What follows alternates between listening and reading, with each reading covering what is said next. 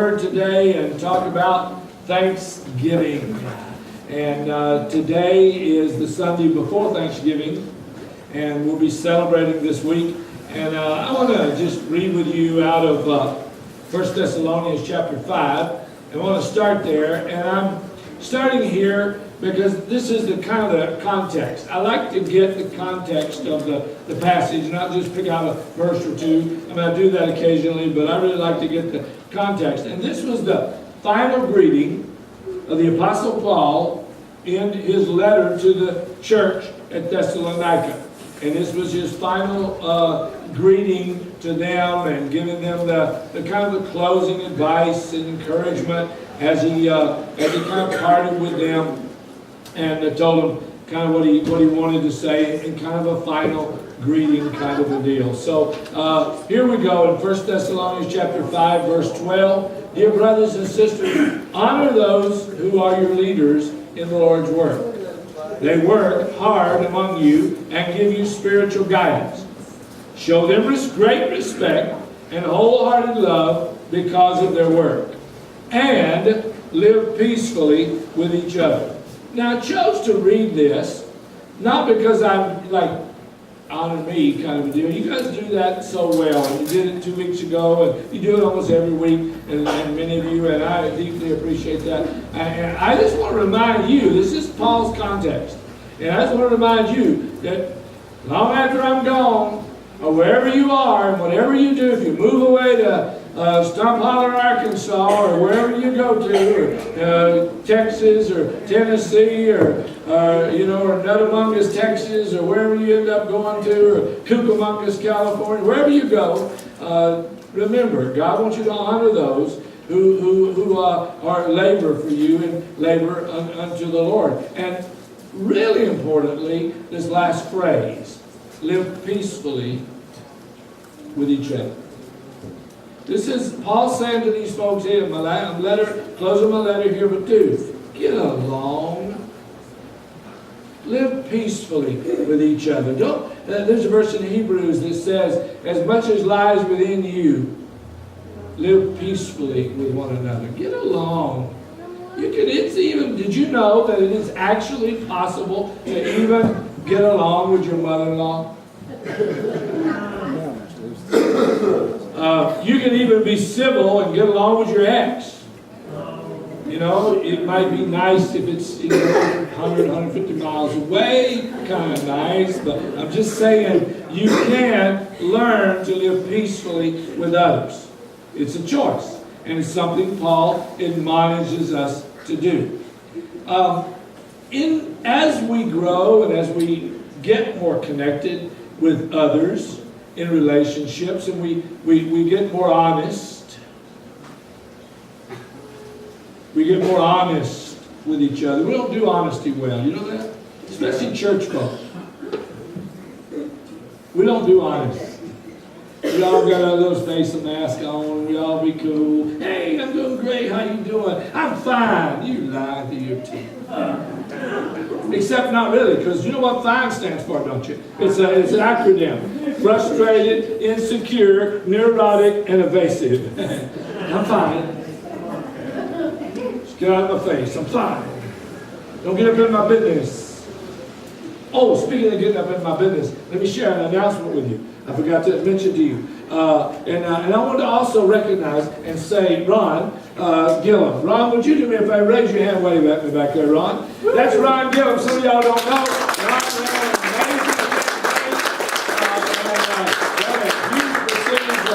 amazing writing Christians in Politics. I love it. We have a new governor, by the way. His name is Michael Dunleavy. And Michael is a Christian. And we've got dear friends, Miriam and I, who pastor a church in Wasilla, in actually a little area of Meadow Lakes. And they have been pastoring for a number of years. Fred and Tamika Ledbetter, they're from like Queens, New York, or Manhattan, or they're from right there in the big city of New York, and they're here in Alaska. Tamika got her PhD this year in leadership of some kind, and she works for the Matsu Job Center. And it was announced this Friday Governor Dunleavy has tapped her to be the Secretary of Labor for the whole state of Alaska. So that's really exciting. And there's a lot of Christian folk that are stepping up. We're tired of letting people who hate God and hate us and want their, whatever, run our world. And Christians are stepping up, and I'm grateful and thankful to the Lord for that. But I just wanted to mention that. But as we grow and as we get more honest, and our small groups are helping do that, and as we uncover some of that shame, and Gene McConnell is become a great friend. And Gene's not like you and I. He's not perfect. I mean, yeah, he's not like you and I. You and I are perfect, right? No. None of us are perfect. Gene's got flaws. Gene's got issues. A lot of people don't like Gene or don't connect with Gene because Gene's way too honest for church people. Gene is way too honest. He talks about his sin. He talks about his sin in church. He talks about his failures and his fallings, and it's uncomfortable for some folks. And I get that. But when you get honest and you get delivered, you get healed, you want to get that shame out of it, get it over with, and deal with it. And as we do that, and as we grow, and as we learn to get more comfortable with each other, we can learn to do it in couples and husband, wives. The more we get, we were talking with him yesterday, Miriam and I, about going to Beauty for Ashes in Anchorage, or going to the Pursuing the Hidden Heart conference. When we go to these things, we get honest, and we lay our cards on the table, face up, and we get connected in relationships, and we own our stuff. Then we can do what Paul says here in this next verse. Paul says, brothers and sisters, we urge you to warn those who are lazy.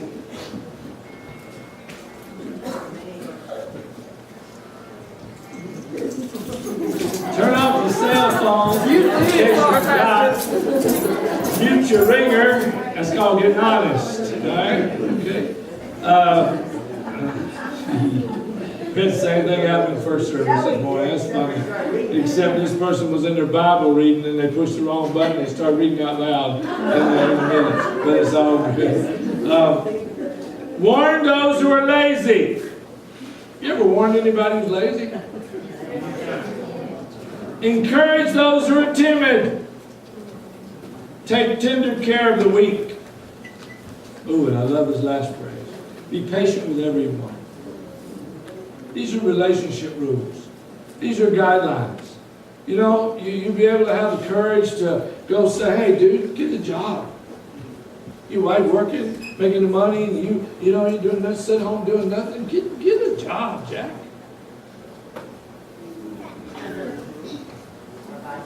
Or, clean up your house. Your husband working 50, 60 hours a week, and your house look like a pigsty, and you sitting there watching soap operas. Get busy, girl. Never say that, Pastor. Well, if you got a relationship with them, you're good. If they know you love them, you're good. Encourage those who are timid. Be like me telling, Bree, why are you so shy, Bree? You're timid. Encourage those that are timid. There are some folks that are a little timid. Encourage them. Don't get mad at them and yell at them. Be stupid. Encourage them. Say what's going on. I know you're struggling. Can I help? And then take tender care of those that are weak. Whether our elderly, whether special need folks. Be patient with everyone. You call yourself a believer? Okay, what do you believe? You believe you need to be nice to folks.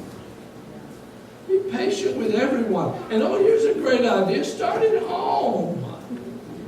And parents, start being patient with your kids. That's a thought. And come to my classes, Developing Capable Young People. You'll learn some really awesome, positive disciplinary tools that it can help you in raising your kids. And so I really encourage you to get connected. Be patient with everyone. These are some admonitions, Paul just giving, throwing it out there. Verse 15, see that no one pays back evil for evil, but always try to do good to each other and to everybody. Now, I get it. Many of us were raised in a get even or get dead world. I know that many of us were raised with a whole different philosophy. But I'm telling you, Paul and God's way is not giving evil back when people give you evil. God's way is always doing good to one another. Now, that is not an easy thing to do, especially for many of us that were raised with. Let me tell you what this is. This is a habit. This is a habit. It's a habit. You know why you treat people like a jerk? Because you got a habit of treating people like a jerk. It's a choice. It's a choice. And it's a choice to choose to make the habit and develop a habit. They say it takes about 45 days to make a new habit. You got to replace the old one with a new one. You just don't eliminate the old one. You replace the old one with a new one. I was talking to a gentleman in the store the other day, and I know I see him in this particular business that I go in, and I just know him as a salesperson in there. But, you know, we were talking, and he was, you know, we kind of developed a little bit of a friendship, and we were talking, and something came up about smoking cigarettes, and I see him smoking out now behind the deal. I see him all the time, and so we were talking about it, and you know, and I mentioned to him about, you know, nicotine, poison, and I mean, it's really a stranger I don't know real well, but I'm talking to him, I'm trying to encourage him and really stimulate his thinking, and we're talking and whatever, and I encouraged him. I said, you know, that's killing you, man. And yeah, I know. I said, hey, you know, I use a little Gideon New Testament, a little pocket-sized New Testament. And I tell guys that are trying to quit to put that Gideon New Testament in your pocket where you keep your cigs, your purse, or whatever. And put your little bookmarker in there on Philippians 4:13. And Philippians 4:13, you guys are struggling. If you're struggling with addiction, man, get you this little we got them, a little New Testament. Put it in your purse, in your pocket, wherever you carry your stuff. And when you open it up, there's this Bible instead of your stuff.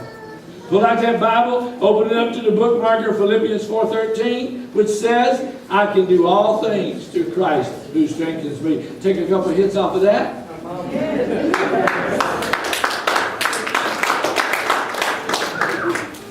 Save your life. Save your life. Replace that bad habit with a new habit, and just start treating people with respect. Amen. Treat one another with the respect you wish they were treating you. That's what Paul's saying here. And then he gives 3 verses in the next that ain't going to be no better. They're going to be rough for you. So hang on. Verse 16. Always be joyful. I talked about this last week. If you're a jerk, just stop it. He said, no, Pastor, it's just the way I am. No, it ain't the way you is. It's the way you become. It's a choice. It's a choice. Quit it. No. Stop it. Stop it.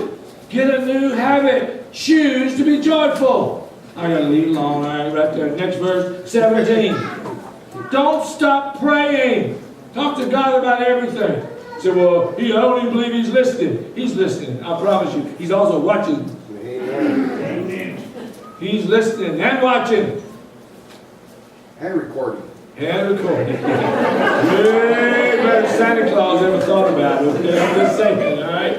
I mean, he knows. He's listening. Don't stop praying.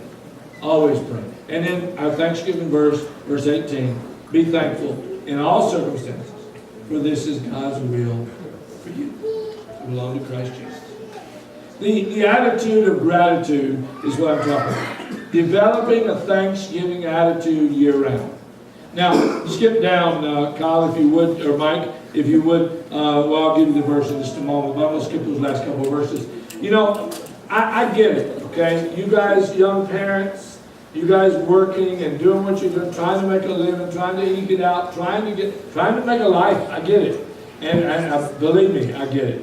And it's so easy to get caught up in the day-to-day struggles of life that we become overwhelmed. And it is just, I mean, it's just easy to get caught. I mean, I can't be what my wife wants me to be. I can't be a husband to my father, to my kids. I can't work my job and all the hours they want me to work, and I can't do, and then there's my snow machine sitting there that I ain't rode in 2 years, and my gun's in the closet, I ain't shot, I ain't been hunting in 3, and I just, nobody knows how much I can hunt, and then, and then I got, and I just forget it. It's easy to get on a treadmill and get overcome and get overwhelmed, and we just want to give up. We all get tired and we all get weary, and we can all, if we're not careful, just say, I just want to all go away, and we go back to Lake Stupid. I'm telling you, it is so easy to get overwhelmed in that treadmill. And I just want to encourage you to stop and get off to the side and look to God and say, God, I can't do this. God, I need your help. I can't do this. I'm overwhelmed. I know this feeling. I know what's going on in my head. I'm in trouble. God, I need help. And I encourage you to call a friend, call somebody, and let them know, hey, I'm in trouble here. I need some help. It's so easy to get overwhelmed. And I understand that. Believe me.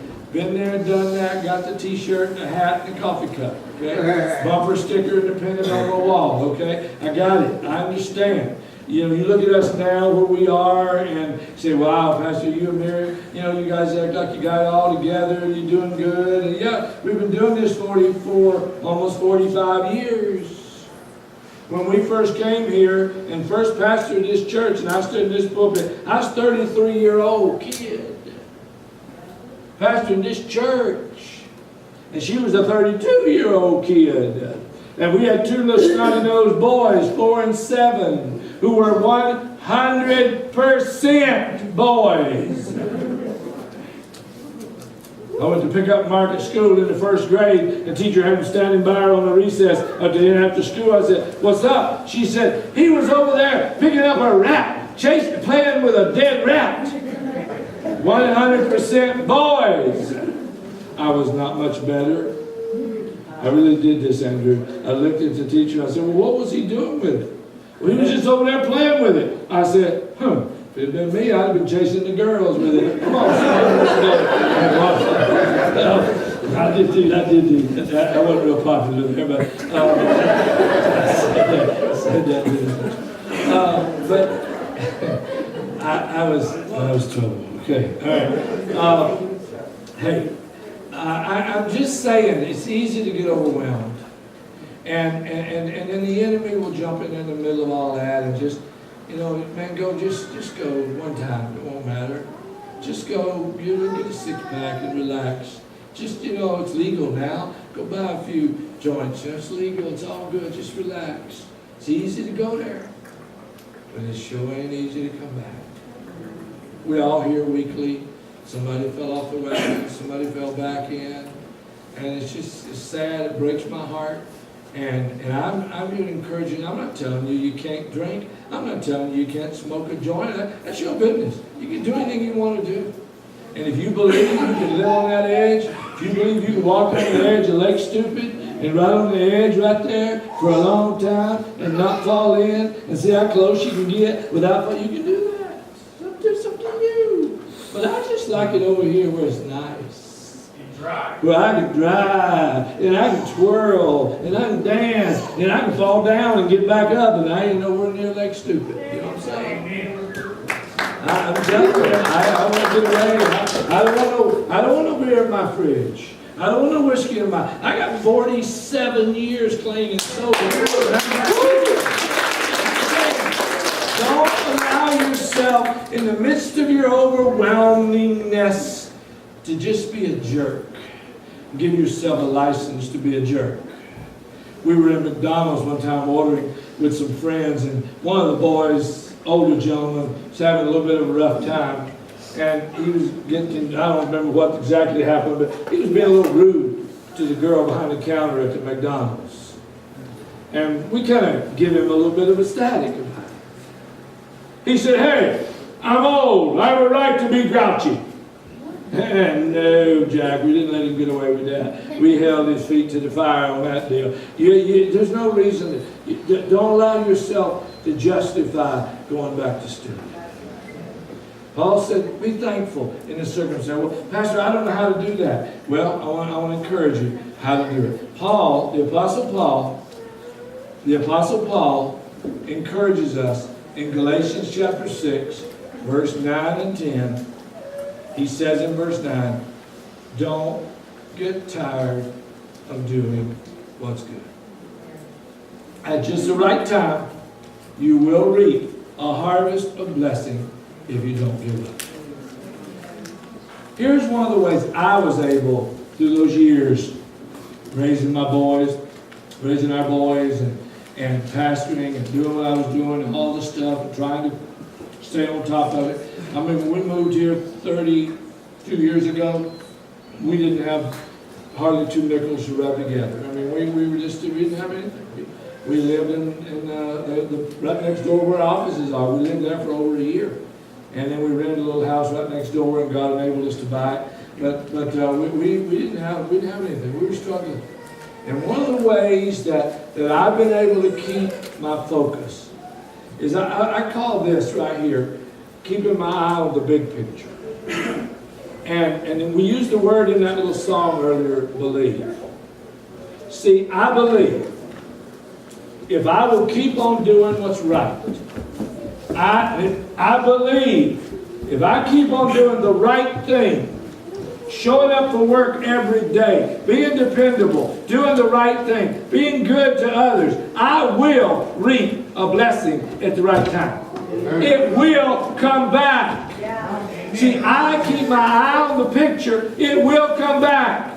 The relationships in your life that God takes out, don't you go chase them.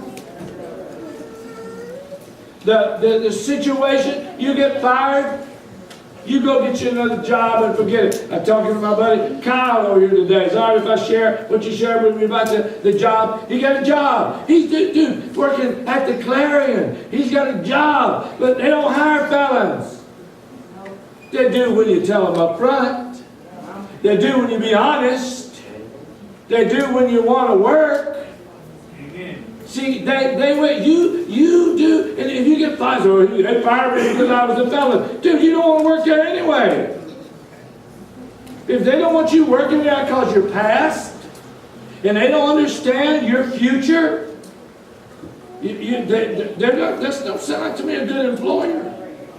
I'm just saying, there is another job. I told you guys, I'm in Alaska because a friend betrayed me in California and fired me from a job that I had worked for over a year to get, and I had nowhere else to go other than the Mojave Desert, a little church down in the Mojave Desert, and I wasn't interested in going there. And then this guy with the blue called and offered me this little church in Slodotna, Alaska. I was not remotely interested in going.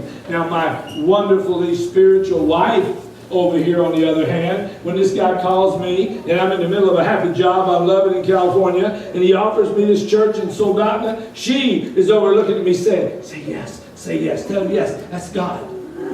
You crazy woman. You crazy.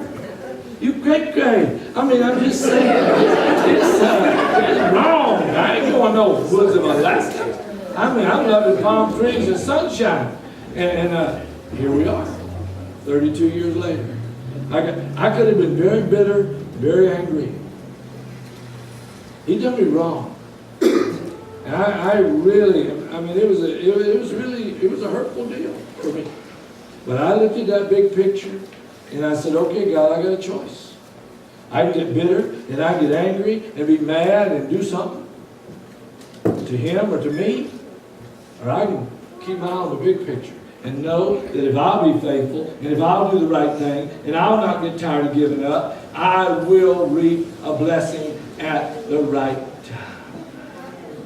If you don't give up. I plead with you today, don't give up. Therefore, verse 10, whenever you have opportunity, we should do good to everyone, especially those in the family of faith. When people do you evil, when people do you wrong, you be nice to them. You do them right. You treat them with respect. And God will do for you. God's got you. Amen. You surrender your life to Him. You let God be God in your life, and you say, God, I can't. Man, I've screwed it up. I've messed up my life. I can't. And I tell you, God, I surrender my mess to you. When you do that and you come to that place and you lay it all down to Him, my friend, God will step up to you and He will do for you what you never imagined. Bree would never imagine she'd be where she is today. God's opened doors for her with job, with work, with places, and done things. And I'm going to prophesy. You ain't seen nothing yet. You see what God's going to do in her life. We got leaders developing in this church, and we're just getting started. It is absolutely amazing what you're going to see coming out of the lives that God's touching, and lives of people that are just saying, hey, I'm tired of being tired. I'm sick and tired of being sick and tired. I'm tired of this needle. I'm tired of this bottle. I'm tired of this. I'm tired of it. I want something different. And ain't no other way out I found. Other than, I mean, there's all kind of, the doctors say they got stuff, but it's just, in my opinion, more drugs. But there's a way. There's a way. And that way is by coming to Christ and surrendering our life to Him. Now I want to conclude with a real short, because my time is just going away. But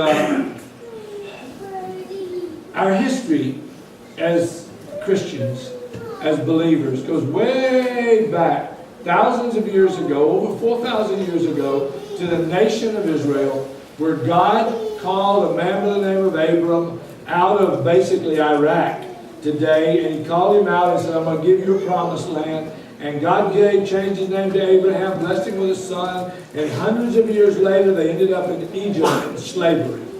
And they were slaves, they had no hope, and they were beating them and abusing them, and God delivered them out of that slavery. God freed them, and He set them free, and now He's getting ready to take them into Israel, take them into the promised land, and give them everything He promised. And because of time, Mike, I want to skip down to verse 10 of, actually I want to skip chapter 6, and I want to go down to chapter 8. Deuteronomy chapter 8. God said to Israel, so obey the commands of the Lord your God, and walk in His ways, and fear Him. Look at verse 7.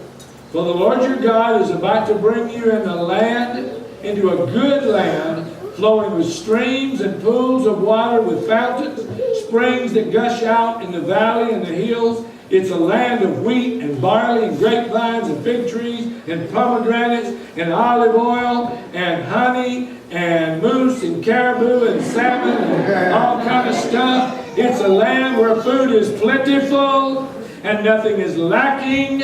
It's a land where iron is common as stone and copper is abundant in the hills. God said, I'm fitting to bring you into a land where you ain't never going to imagine the prosperity you're going to have. Now, some of us here in this place, and some of you were like me 32 years ago. I just didn't hardly have enough money to pay attention. I mean, I was broke as a joke. I mean, we were. We owned a moving truck we drove up here with. It's about all we had. And I couldn't imagine. But God is saying to you today, if you will listen to me and trust me and obey me, I'm going to bring you into a place of prosperity like you've never imagined. I'm going to give you, I'm going to bless your business. I'm going to bless your life. I'm going to give you a car you've never imagined driving. I'm going to give you clothes you've never imagined wearing. I'm going to give you prosperity like you've never imagined. However, verse 10, when you have eaten your full, and when you're all prosperous, and you live in this good land, make sure you praise God. Amen. And you be sure, verse 11, that in this time, it is a time to be careful. Beware in your plenty that you do not forget the Lord your God and disobey His commands, His regulations, His decrees that I'm giving you today.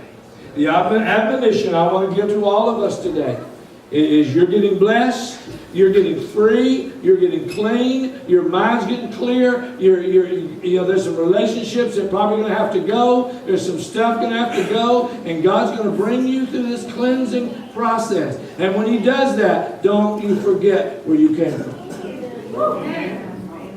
Don't forget the poverty, the addiction, the bondage. Don't you go back flirting with the edge of Lake Stupid.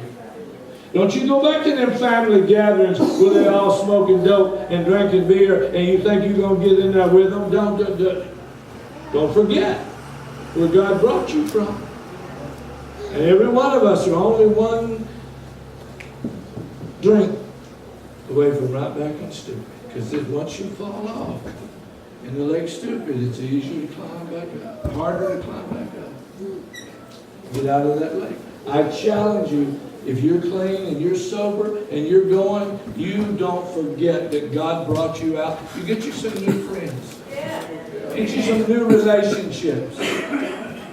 You get yourself in a place to be. Let that garbage go. They're going to pull at you. I want to close with a little story. In California, I've told this story before, but in California, many, many years ago, I led a guy to the Lord. His name was Steve Millistepper.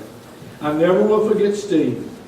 Steve was a millionaire land investment guy, a realtor. And Steve got saved, gloriously saved, and was doing awesome. And while his wife left him, ran off with his insurance guy. His wife took his kids and left him. Steve stayed focused. He continued to walk with the Lord. He had a vision. I never have forgotten this vision. I'm going to close. If you can y'all just hang with me just another couple of minutes, and I'm going to be done. He had a vision. He told me this vision. He and I were doing a one-on-one discipleship in the morning, one day a week, a meeting. And he said, I had a dream last night, a vision. He said, I was walking beside a swimming pool. And all my friends were swimming in the swimming pool. And they were partying, and they were drinking, and then they were just saying, Steve, come on in, man. Come on, we're partying. It's fun. Come on in. He said, I was clothed, clean clothes, and dressed, walking on the side of the pool. I looked out, and they all looked so happy. They looked so wonderful. But he said, I stopped, and I looked closer. And as I looked closer, I noticed they really weren't that happy. And they were struggling to keep their head up out of the water. And he said, then when I really looked close, the water, the swimming pool was filled with urine. He said, and they were all swimming in this swimming pool of urine, trying to make me think they were having a good time and want me to come on back in, man, where the water's fine. It's warm.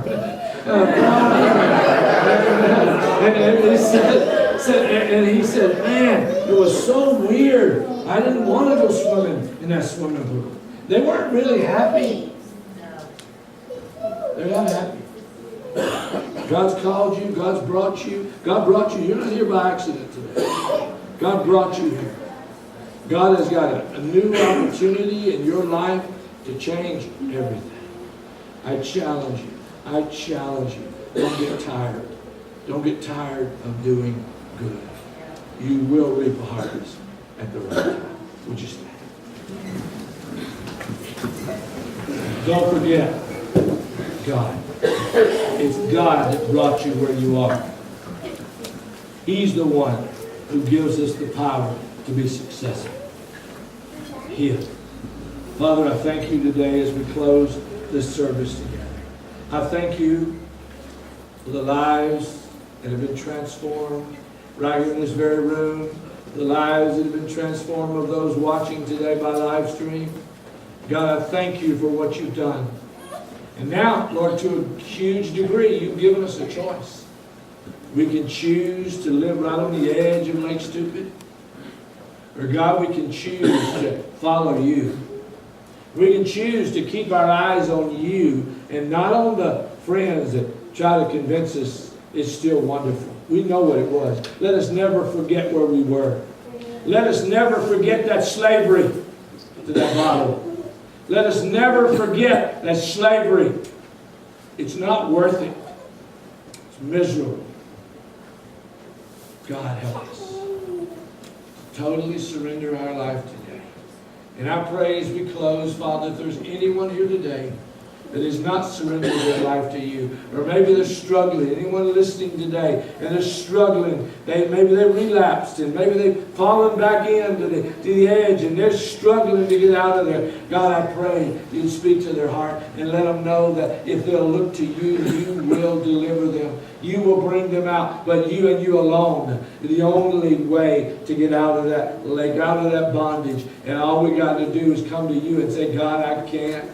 God, I surrender my life to you today. I don't know how to raise these kids. I don't know how to get a job. I don't know how to quit doing drugs. I don't know how to stop drinking. God, I need your help, and I surrender my life to you right now. Come into my heart and life and be my master. I believe that Jesus Christ died on that cruel Roman cross. He died for me, and I believe He rose from the dead. And I choose Him as my master and my Lord. And today I surrender my life to you. And now, God, I ask you to help me from this day forward to get into your word, to read your word every day, to grow, to learn to get my eyes on the big picture, and to realize that if I will put one foot in front of the other, you will bring a harvest at just the right time. Thank you for it. And may I never, ever, ever, ever become ungrateful. May I always thank you for the gifts you've already blessed me with. In anticipation of that which you have before me, I thank you for it. In Jesus' name, amen.